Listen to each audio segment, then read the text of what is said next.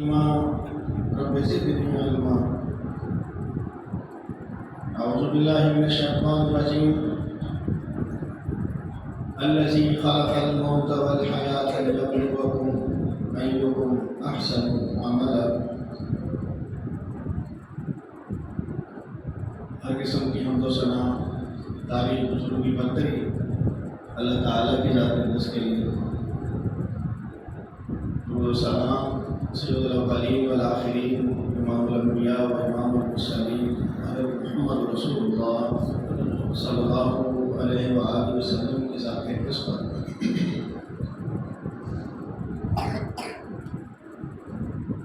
اللہ تعالیٰ کا ہم سب پر احسان.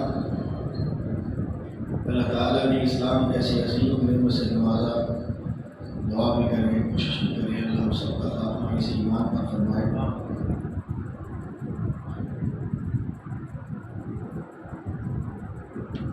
سامعین،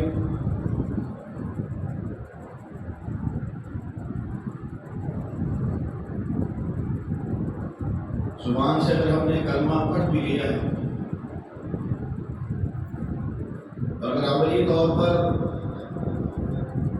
اس کلمے کے اثرات ہمارے جسم پر، ہمارے جسم کے اعضاء سے ظاہر نہیں ہو رہے، تو یہ خطرے کی گھنٹی ہے.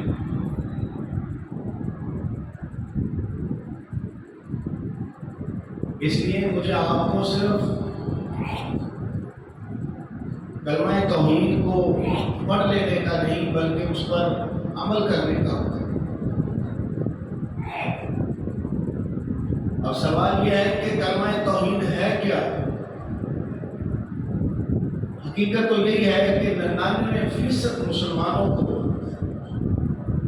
یا پاکستانیوں کو کہہ لیں کہ 99% پاکستانیوں کو اس بات کی خبر ہی نہیں ہے کہ کلمہ توحید ہے کیا. بس لا الہ الا اللہ محمد رسول اللہ یہ جو کلمہ پڑھ لیتا ہے وہ مسلمان ہو جاتا ہے. بچپن میں بچوں کو ہم یہ کلمہ توحید یاد کروا دیتے ہیں، اس کے بعد ختم. اللہ ماشاء اللہ اس کو اللہ تعالیٰ توفیق دے دے، ایسے اسباب، ایسا ماحول میسر آ جائے کہ کلمہ توحید کی اس کو سمجھ آ جائے تو یقیناً وہ اپنی دنیا اور آخرت دونوں سنبھال لیتا ہے.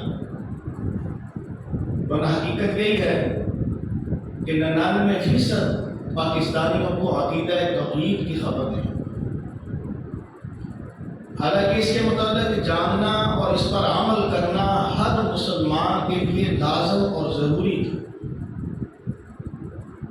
کہ آخر ایسا کیا اس کلمے کے اندر پوشیدہ ہے کہ لا الہ الا اللہ نہیں ہے کوئی معبود مگر صرف ایک اللہ. کہ نبی علیہ السلام نے یہ کلمہ توحید بشمول تمام انبیاء کرام جب جب اپنی قوموں کو بتلایا تو قومیں بڑی گرم ہوئی، ناراض ہوئی. یہ کیا جملہ، یہ کیسے ممکن ہے، یہ کیسے ہو سکتا ہے، ایک اللہ سارے امور سر انجام کیسے دے سکتا ہے. عقائد کی بربادی اور تباہی اس کا اندازہ اس بات سے لگا لے کہ وہ لوگ اس بات پر حیران ہوتے تھے، ہمارے بھتیجے کو کیا کہہ رہا ہے، ایک اللہ سب کچھ کرتا ہے یا کرے گا، ہمارے یہ لات منات عزا حبل اس میں کوئی قوت اور طاقت نہیں ہے. حالانکہ حقیقت یہ ہے آدم علیہ السلام سے لے کر نوح علیہ السلام تک عقیدہ توحید ہی تھا. یا ایسے کہہ لیں کہ سب سے پہلے عقیدہ توحید ہی تھا. شیطان اپنی کوشش اور کاوش کرتا رہا، بقیہ گناہ، بقیہ نافرمانیاں تو وہ بقیہ نبیوں میں کہہ لیں یا ان کی امت میں کہہ لیں وہ گناہ داخل کر چکا تھا.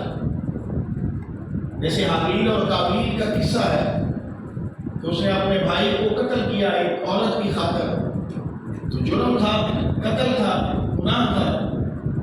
اس کا مطلب ہے جس طرح گناہ آج ہیں اس وقت بھی گناہ موجود تھا. کسی نہ کسی شکل میں اللہ کی نافرمانی لوگوں سے ہوتی تھی اور ہونی ہے، مگر شرک نہیں تھا. لوگ لا الہ الا اللہ کے کلمے سے واقف تھے کہ نہیں اللہ کے علاوہ اور کوئی نہیں. نبی علیہ السلام نے فرمایا نوح علیہ السلام کی قوم میں چند نیک لوگ صالح لوگ تھے. ان کا نام ود، سوا، یغوث، یعوق اور نصر تھا. بڑے نیک اور صالح لوگ تھے. عقیدہ توحید پر بڑے پختہ، اپنے نبی نوح علیہ السلام کی سنت پر بڑے پختہ. اس دور کا جو انداز اور طریقہ کار تھا اللہ کو راضی کرنے کا، عبادات کا، اس پر بڑی پختگی تھی. ایک ایک کر کے یہ بزرگ دنیا سے رخصت ہوتے گئے. لوگوں کی ایک الفت تھی، محبت تھی، لوگوں کے ساتھ ایک تعلق تھا. اس وجہ سے لوگ آہستہ آہستہ افسردہ اور افسردگی اور غم کی کیفیت بڑھتی گئی. دیکھیں جی آہستہ آہستہ جتنے نیک اور صالح لوگ ہیں دنیا سے جا رہے ہیں. میں نے آپ کو کئی بار بتایا اللہ تعالیٰ نے ابلیس کو اگر چھوٹ دی ہے، اس نے اگر اللہ سے وعدہ کیا ہے کہ یا اللہ تیرے نیک لوگوں کو میں نہیں کچھ کر سکوں گا، بقیہ جو میرے جیسے کمزور ایمان ہوں گے میں ان کو گھیر لوں. نوح علیہ السلام کی قوم کے پاس ابلیس شیطان آیا انسانی شکل میں.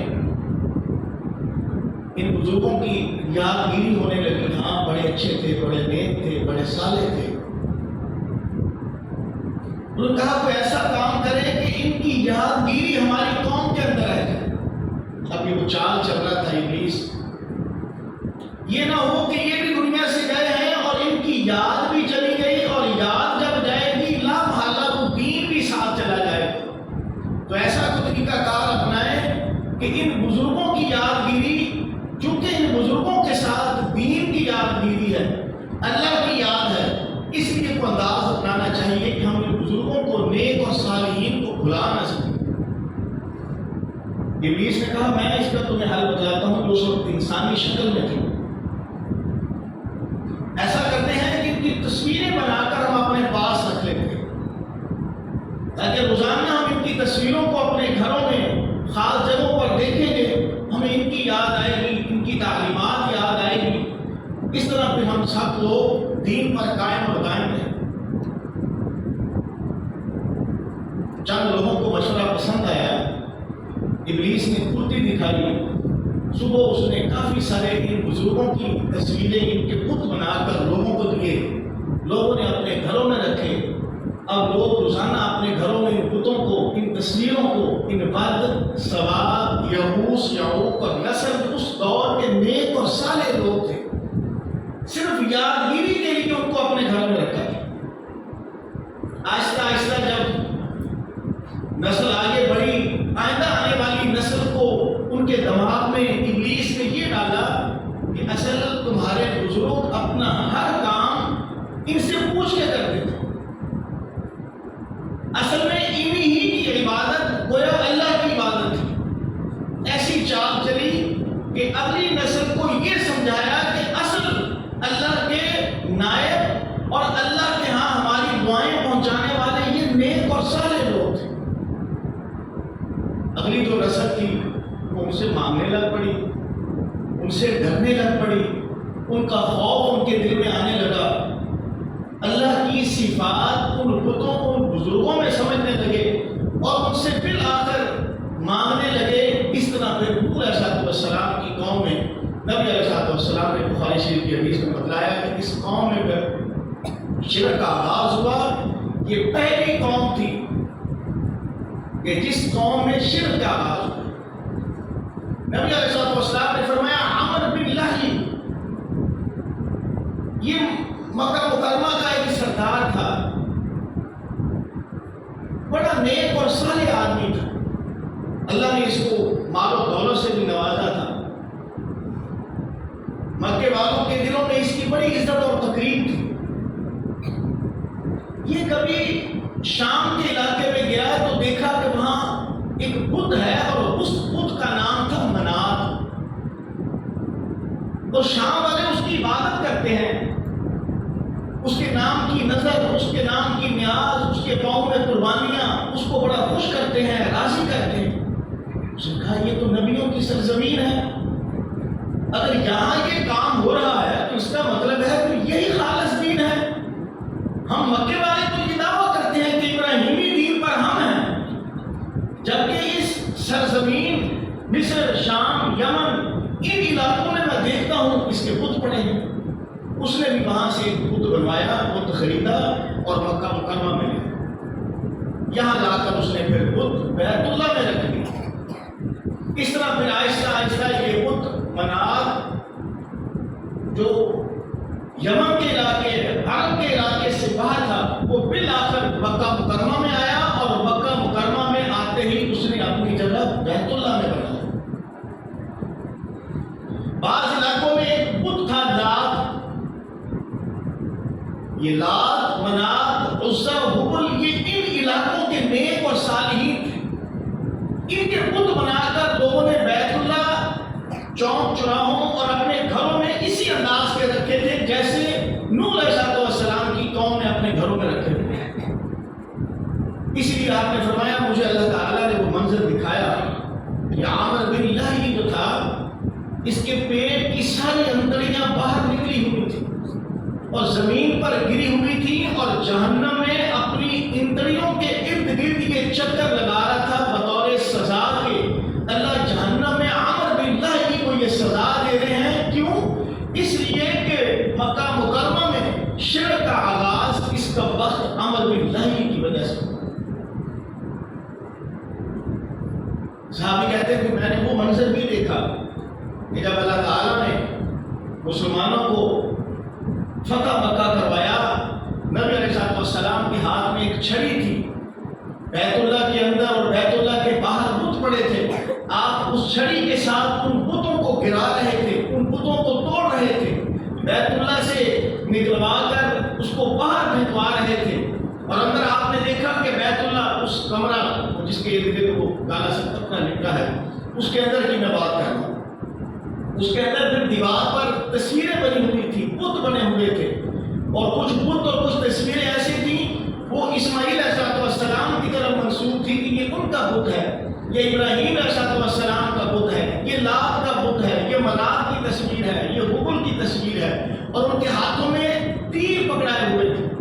عرب میں بھی یہ ایک رواج بڑا عام ہوا تھا کہ وہ اپنی قسمت کی خبر، اپنے مستقبل کی خبر یا اپنے سفر کی خبر کے لیے کچھ طریقے اختیار کرتے تھے قسمت آزمائی کے۔ ان میں ایک طریقہ کار تو کبوتر کا ہوتا تھا، پرندے کا ہوتا تھا۔ میں سفر پہ جانے لگا ہوں، یہ سفر میرے لیے باعث برکت ہے یا باعث برکت نہیں ہے۔ پرندے کو اڑانا، پرندہ اگر دائیں طرف چلا گیا تو یہ سفر باعث برکت ہے، بائیں طرف چلا گیا باعث برکت نہیں ہے، وہ سفر سے رک جاتے۔ اب پرندے بیچارے کو کیا بتائیے کم وقت مجھ سے کیا کام لے رہے ہیں، پرندہ تو اپنے حساب سے اڑتا تھا۔ اس لیے کہ اللہ بذات خود کہتے ہیں کہ جب انسان کے پاس سے عقیدہ توحید نکل جاتا ہے اور شرک آ جاتا ہے، اللہ اس بندے کی مت مار دیتا ہے، اللہ اس سے عقل کو چھین لیتے ہیں۔ عقل ہوتی ہے، دماغ ہوتا ہے، آنکھیں ہوتی ہیں، مگر لا یفقہ، آنکھیں ہوتی ہیں لا یبصر۔ عقل اور آنکھیں ہونے کے باوجود اللہ بتا رہے ہیں ان کو سمجھ نہیں ہوتی، دیکھ رہے ہوتے ہیں، مگر عقیدہ توحید نہ ہونے کی وجہ سے حق بات کو بیچارے کو نہیں دیکھ پاتے کہ اللہ تعالیٰ پھر بطور سزا مشرک کے ساتھ ایسے کرتے۔ تو وہ لوگ پھر اپنی تقدیریں ایسے کرتے، پتہ چلتا ہے میرے لیے سفر ٹھیک ہے، یہ کام ٹھیک ہے۔ اور دوسرا طریقہ، وہ تیر ان کے پاس ہوتے تھے، تیروں کے ساتھ وہ دو کام لیتے تھے۔ تیر پھینکنا خاص جگہ مقرر تھی، اس جگہ تک تیر چلا گیا، پھر اپنا ایک ذہن ہے کہ ہاں ہم نے یہ کام کر لینا۔ اس جگہ تک تیر نہ گیا، اس کا مطلب ہے کہ نہیں ہم نے یہ کام نہیں کرنا۔ اگر ہوا اس سائڈ کی ہو گئی، تیر اس کو دور تک لے گیا، ہوا اس کو لے گئی تو ٹھیک ہے، نہ لے گئی تو پیچھے لا محلہ رہے گا۔ آپ اندازہ لگائیں کہ مشرک کی عقل ہی نہیں ہے، تو اس سے اپنی تقدیر کا پتہ چلاتا ہے۔ تیر ہوتے ہیں، تیر کے اوپر لکھا افعل اور لا تفعل، کام کر لے کام نہ کر، یہ تیروں کے اوپر لکھا ہوتا تھا۔ وہ تیر پھینکے جاتے، آنکھیں بند کر کے ایک تیر کو اٹھایا جاتا کام کو کر دو تو یہ مشرک کام کر لیتے. اگر وہ تیر ہاتھ میں آتا ہے کہ جس پہ لکھا لا تفعل، کام نہیں کرنا، اس کام سے رک جاتے. اب آپ ساتھ ساتھ موازنہ بھی کیجئے گا. میں آپ کو مشرکین مکہ کے دور کی بات سنا رہا ہوں. اب آپ نے ساتھ ساتھ یہ 2-3 جملے اسی موضوع پہ انشاءاللہ ہیں، ساتھ ساتھ آپ نے دیکھنا بھی ہے کہ یہ جو برائیاں مشرکین مکہ کر رہے تھے میرے اندر یا ہمارے اندر تو نہیں ہے. مطلب میں انفرادی اس برائی میں ملوث یا من حیث القوم ہم اس برائی کے اندر ملوث تو نہیں ہیں. اگر نہیں ہیں اللہ کا شکر ادا کیجئے گا، اور اگر ہیں تو سوچئے گا کہ ہم مسلمان ہیں یا مشرکین مکہ مسلمان تھے کہ جن کو اللہ کہہ رہا ہے حرم اللہ علیہ الجنہ، میں نے ان مشرکین مکہ پر جنت کو حرام کیا ہے ان کی شرک کی وجہ سے. تو نبی علیہ السلام نے تصویروں کو مٹوایا اور کہا کہ جھوٹ بولتے ہیں. اسماعیل علیہ السلام اور ابراہیم علیہ السلام تیروں کے ساتھ اپنی تقدیر نہ خود پتہ کرواتے رہے اور نہ اپنی قوم کو اس بات کی تبلیغ کرتے تھے. آپ اندازہ لگائیں وہ عقیدہ توحید کا جو گڑھ تھا، جو منبع تھا، جو محور تھا بیت اللہ مسجد حرام، وہاں شرک کی حالت یہ ہے کہ سینکڑوں کی تعداد میں بت بھی پڑے تھے اور اس قسم کی شکلیں بنا کر لوگوں کو گمراہ کیا ہوا تھا کہ ہاں یہ تقدیر کا ایسے پتہ چلوانا، مستقبل کا ایسے پتہ چلوانا میرے لیے کام کون سا ٹھیک ہے کون سا غلط ہے. نعوذ باللہ یہ ابراہیم اور اسماعیل علیہ السلام یہ باپ بیٹا دونوں کرتے تھے. جب کسی نے ایسی چیز دیکھنی ہے تو لا محالہ لوگوں نے یہ سمجھنا ہے کہ شاید یہ دین. اب یہ نبی علیہ السلام نے ہمیں ساری ان چیزوں کی خبر دی جو نوح علیہ السلام نے بھی کی اور جو عمر بن لہی نے مکہ مکرمہ مسجد حرام نے کی، اور دونوں کی ہمیں خبر دی کہ یہ شرک ہے. عقیدہ توحید نہیں. عقیدہ توحید کیا تھا؟ وہ اللہ تعالیٰ کی طرف اس کی نسبت ہر معاملے کو کیا جائے. وہی خالق ہے، وہی مالک ہے، ہر چیز کا پیدا کرنے والا وہ ہے. تو اب حق بھی یہ ہے کہ ہر قسم کی عبادت بھی خالص اور صرف اس ایک اللہ کے لیے کی جائے، جس کے لیے میں اور آپ ایک دن میں 20 بار اللہ کو کہتے بھی ہیں ایاک نعبد و ایاک نستعین. اے اللہ ہم خالص تیرے ہی لیے عبادت کرتے ہیں اور صرف تجھ ہی سے مدد مانگتے ہیں. عقیدہ یہی، منہ سے زبان سے دعویٰ بھی یہی.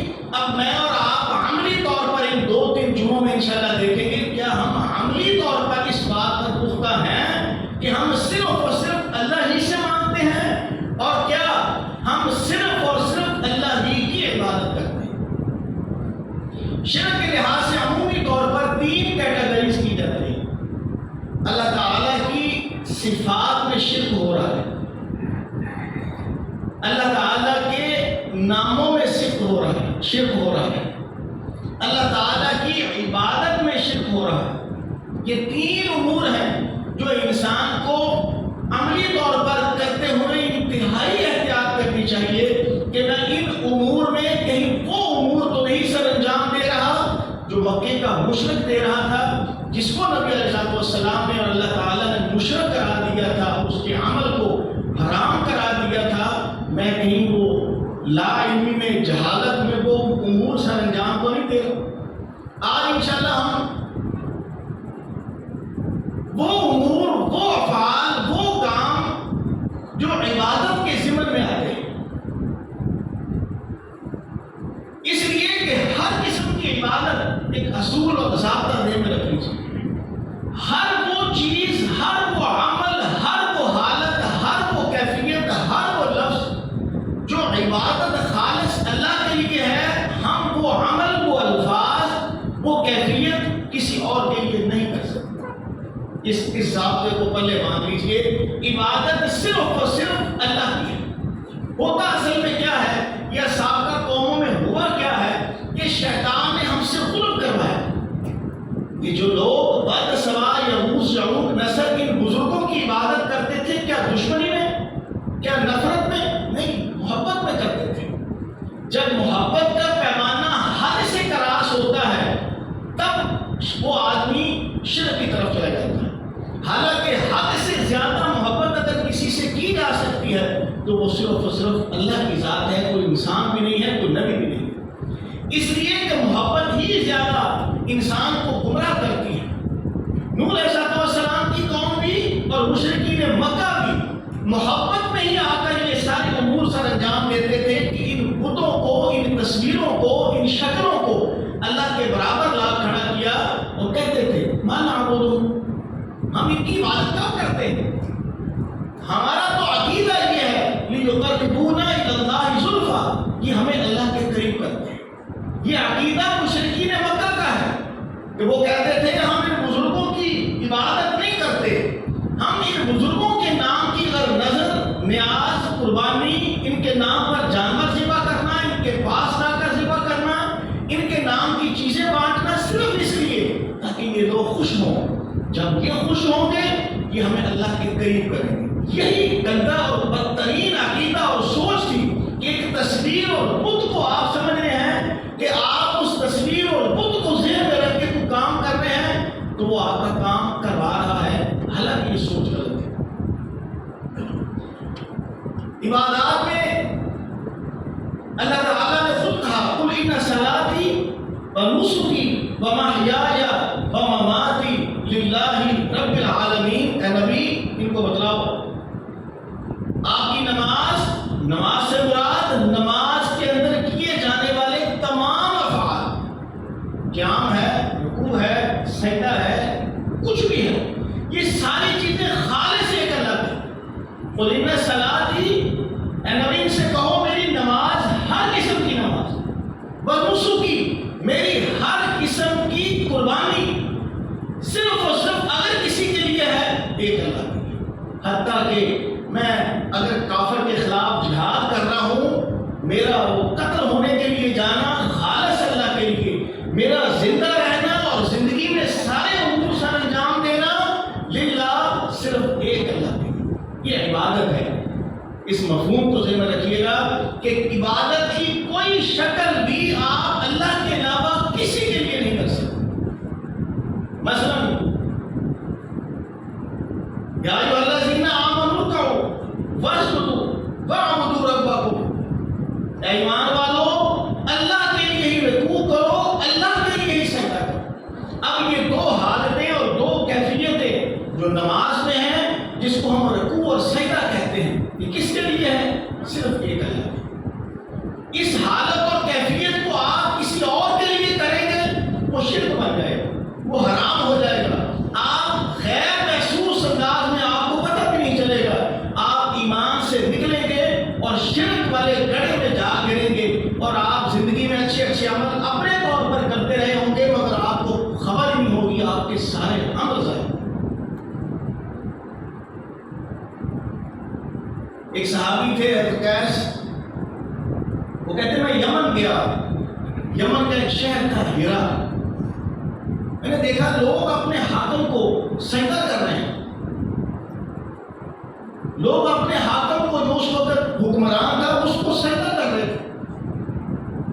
میں نے حیران ہوا، واپس آیا، اللہ کے نبی سے آگے اس کا تذکرہ کیا، اے اللہ کے نبی میں یمن سے آیا ہوں، تو یمن کی جتنی عوام ہے وہ اپنے حکمران کو آقا سمجھتے ہوئے اس کو سجدہ کرتی ہے۔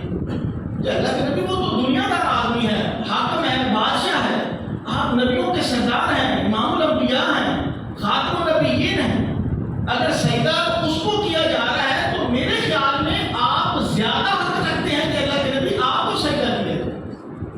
اس صحابی کی یہ سوچ محبت میں کر رہا، دشمنی میں نہیں کر رہا۔ میں آپ کو بتلایا جرائم محبت میں ہی ہوتے ہیں اس قسم کے۔ اب وہ اپنی محبت کا ایک اظہار کر رہے ہیں اللہ کے نبی کے پاس کہ جی میں چاہتا ہوں آپ کو سجدہ کریں، آپ صحابہ کو حکم دیں کہ ہم آپ کو سجدہ کیا کریں۔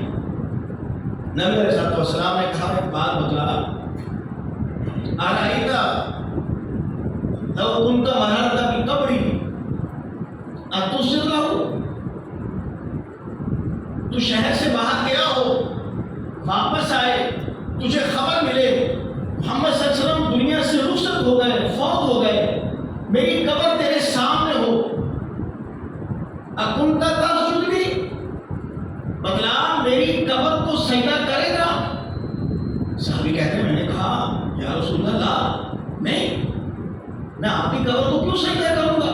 کیوں کہ نبی نے تعلیم اور تربیت یہ دی ہے کہ سجدہ صرف ایک اللہ کے لیے، رکوع کی حالت صرف ایک اللہ کے لیے، نہ رکوع کسی کے لیے، نہ سجدہ کسی کے لیے، نہ قیام کسی کے لیے۔ تب نبی علیہ السلام نے فرمایا اگر تو آئے اور میری قبر کو دیکھ رہا ہے پھر میری قبر کو سجدہ نہیں کر رہا، جیسے میری قبر کو سجدہ حرام ہے اسی طرح مجھ محمد صلی اللہ علیہ وسلم کو زندہ کو بھی سجدہ ہے۔ اب نبی اپنی قبر سے شروع کر کے اپنی زندگی کے بارے میں، کیونکہ اس نے قبر کی بات نہیں، اس نے زندہ کی بات کی تھی۔ وہ حاکم زندہ ہے اور سجدہ کروا رہا ہے۔ اے اللہ کے نبی آپ زندہ ہیں، آپ کو سجدہ کروا لینا نہیں، نہ مجھ محمد صلی اللہ علیہ وسلم کو زندہ ہوں، سجدہ حلال ہے، اور میں دنیا سے چلا جاؤں میری قبر تمہارے پاس موجود ہو، نہ میری قبر کو سجدہ حلال۔ اس سے آپ اندازہ لگائیں کہ نبی علیہ السلام امام الانبیاء، اگر نبی کی قبر کو سجدہ حرام ہے تو کسی عام انسان کی قبر کو کیسے سجدہ حلال ہو سکتا ہے؟ اگر کسی خاص ایسی ہستی کو جس کو ہم اپنی جان تن من دن سے زیادہ محبت کرتے ہیں، نبیوں کا سردار مانتے ہیں، اس کی زبان مبارک سے نکلا ہے کہ نہ مجھ زندہ کو سجدہ نہ میری قبر کو سجدہ۔ ہاں تو میں اگر سجدہ حلال ہوگا میں عورت کو کہتا وہ اپنے خامد کو سجدہ کرے، وہ خامد جیسے اس کی خدمت کرتا ہے، کماتا ہے، پیسے اکٹھے کرتا ہے، اس کے رزق کا، کھانے پینے کا، رہائش کا بندوبست کرتا ہے، میں عورت کو حکم دیتا وہ اپنے خامد کو سجدہ کرے مگر اس کو بھی سجدہ حلال نہیں۔ اس سے آپ اندازہ لگائیں کہ سجدے والی کیفیت چونکہ عبادت ہے، نبی علیہ السلام نے اس کیفیت کو صرف اللہ کے لیے رکھا ہے۔ اب آپ خود دیکھ لیجئے، اگر کوئی آج کے دور میں شخص آپ دیکھ رہے ہیں یا آپ کر رہے ہیں وہ اللہ کے علاوہ کسی کو سجدے والی کیفیت کر رہا ہے تو وہ مشرکین مکہ والی کیفیت کر رہا ہے، شرک کر رہا ہے، اس کا کلمہ لا الہ الا اللہ سے کوئی تعلق نہیں۔ باقی انشاءاللہ اندر بیان کریں گے۔ اللہ مجھے اور آپ کو حق سچ بیان کرنے کی توفیق عطا فرمائے۔